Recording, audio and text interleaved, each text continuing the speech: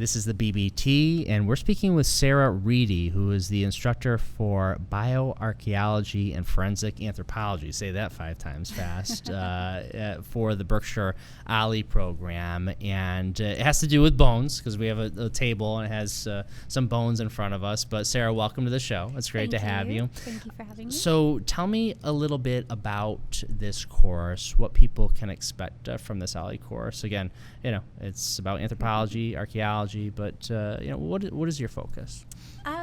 Well, bioarchaeology and forensic anthropology have their foundations in skeletal biology. So we would have a lot of hands-on learning about the skeleton. So learning about how to identify if it's a male or a female, how old the individual was when they passed away, if there's any sort of other telltale markers of who the person was. Mm-hmm. So in forensics, we want to identify the individual, but in a bioarchaeology setting, we want to identify the individual, but how they fit into a population. And so, again, when we're talking archaeology, we're talking Yes. about older bones, Yes. and forensics is, of course, people would know that from CSI and that sort of thing, which of course is not really real, but exactly like that. But that's the sort of criminal side of things. Exactly. Mm-hmm. So now, what are students going to learn in this course? The real specifics of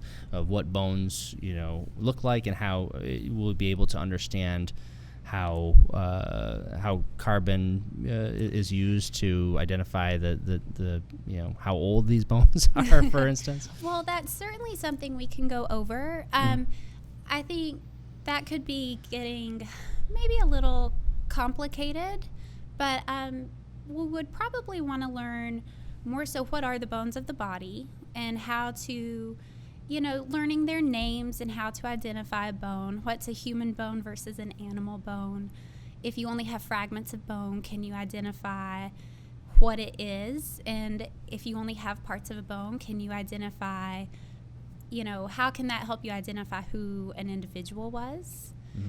So, we would definitely go over those things. But then perhaps on a more forensic scale, we might go over things like trauma. So blunt force trauma, sharp force trauma, bullet wounds, and how we can identify, ante-mortem trauma, perimortem trauma, and post-mortem trauma. So how to determine if something happened at death versus prior to death or long after a skeleton's been exposed. This is fascinating stuff. We'll continue the conversation with Sarah Reedy. She is teaching the course Bioarchaeology and Forensic Anthropology for Berkshire OLLI. We'll continue the conversation after this.